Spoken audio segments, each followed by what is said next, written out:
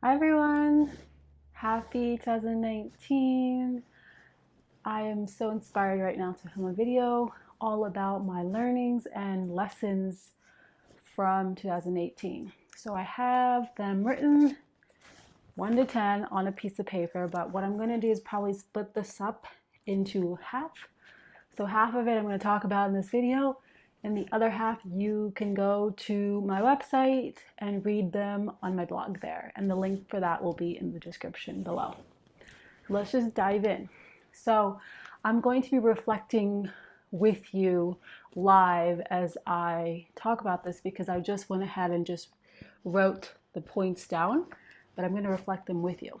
So the first lesson and learning is the universe loves decisions. I cannot stress that enough, and I have literally learned that over and over again this past year. So in 2018, I made the decision that I was no longer going to mess around in my business anymore. As in, like, I was going to get very clear and very direct that this had to work for me and I had to make money to support myself. Up until that point, I've always had part-time jobs while I had my business. And at the end of 2017, I decided I was no longer going to do that. So I took a leap of faith and I went all in my business in 2018. And oh my God, was I supported. It took off, it worked, it flowed. I was full to the brim with coaching clients, and I've worked with a client every single week for the past year. And it's just so liberating for me to realize that when we make a decision and we say, this has to work, this is what I want, this is what I desire, we kind of take all those lifeboats and they no longer are our little plan B or a little escape route. We go all in. And when we make a decision, the universe really can meet us and be like, okay, you've decided. I've been waiting for you to decide. Let's get this boat going. Let's go. And it's been such a powerful way for me to learn that decision is such a huge way to really surrender, to activate faith and trust, and to activate the power of self-belief in your work, in yourself, and whatever you're doing. That decision will carry you because that decision is you saying, I'm planting the seed and I'm ready to show up for it. I'm ready to let this be what it is. So I think that was such a huge learning lesson and witnessing that in my own life. Number two is we live in our minds, not in the world. Oh my God, this is such a huge realization. If you click here or here, you can go watch that video that is titled My Kitchen Sink Miracle, where I talk about this in depth. But for now, I'm just going to share with you that we do not live in the world, we live in our minds. What I mean by that is that everything we perceive, everything we project is all coming from what is in our mind. Our thought patterns, our belief systems, the quality of our thought, and based on what varying degree that is on the positive, negative, emotional spectrum scale, that is how our world is going to look to us. And then that is how then we're going to quote unquote live our lives and have that life. It's all happening in our head. There is nothing out there. It's all in our mind, and what we agree to, what we hold on to, what we believe, what we give power to with the power of our mind becomes truth for us in our external reality. And learning that lesson at my kitchen sink miracle moment was so pivotal because now I realize that it's not about changing things out here, it's about changing my mind. And when I change my mind, I change the things out here. And this brings me to one of my other learns and lessons is this year I started up a Course in Miracles workbook. And I have done it in the past. I'm a student of a Course in Miracles for 6 years now.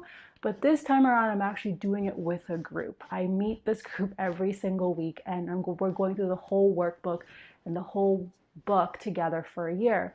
And one of my biggest takeaways, one of my favorite lessons from A Course in Miracles is, I don't know what lesson it is, lesson 41. Don't quote me on the lesson, but the lesson is I'm willing to see things differently. And going back to that point of we live in our minds, not in the world, is that when we allow ourselves to see things differently, as in literally open our mind, become open-minded, then we can start to perceive differently.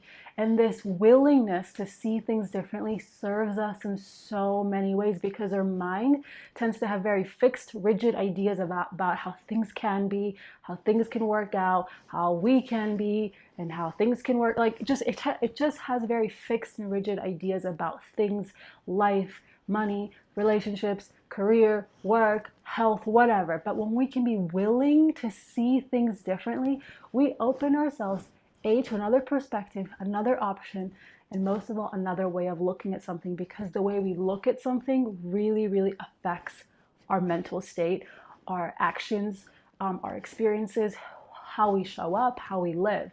So our willingness to see things differently is such a powerful practice.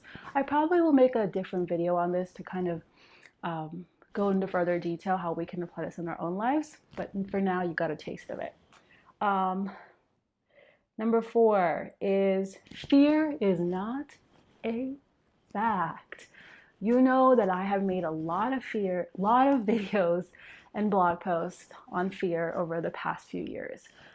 And I am so passionate about this topic because fear is something that has crippled me, has plagued me, has been so, I would say, such a huge factor in holding me back and not, in a way I really get out of alignment with my truth, out of alignment from my being. And studying A Course in Miracles, you know it's all about undoing the ego, and fear is the language of the ego. And studying that book again, I feel like I'm seeing it differently. I'm hearing it differently. It's hitting me differently this time. And my biggest takeaway is that fear is not a fact. It's not real. It is something that is always rooted based in a condition, based in the past, based in something that's happening out here in reality. It's never a fact because it's never consistent. It's never consistent. It's never the only thing we feel. It's always fluctuating. It's there 1 minute, it's not there 1 minute. It's there 1 minute, it's not there 1 minute. But whatever is of truth, whatever is of spirit is consistent, is real, it's anchored, it doesn't fluctuate. So fear is not a fact. Fear is always rooted in reality. It's rooted in the past. It's rooted in conditions. It's rooted always in something out here, which then we take on and make a fact in our brain, in our mind, and then we tend to perceive our world that way. I have a lot of videos and blog posts on fear. I'll go ahead and link some of them in the description box below. And the last lesson in learning I'm going to share with you is this one. This year, I got over my I'm not good enough syndrome. I literally like to call it that, I'm not good enough syndrome, because I realized, I read this really powerful quote, which was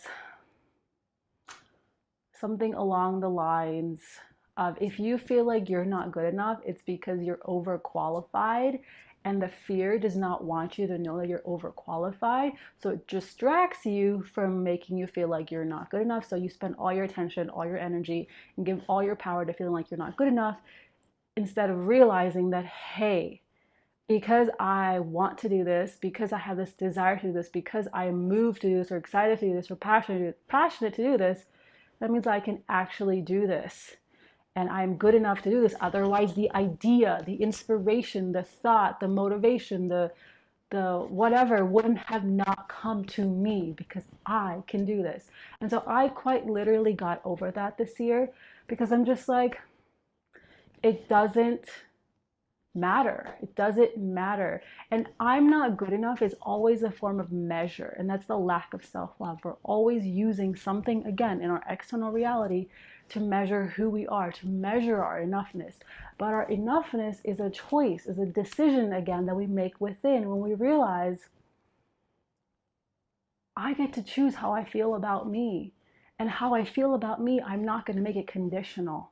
I'm not going to make it be rooted in this ever-changing reality. I'm going to decide for me how I want to feel about me. And I'm going to claim it, I'm going to own it, and I'm going to honor that for myself. So I am good enough, and so are you. Those were some of the learnings and lessons of 2018. I have 5 more that I have shared on my blog, on my website.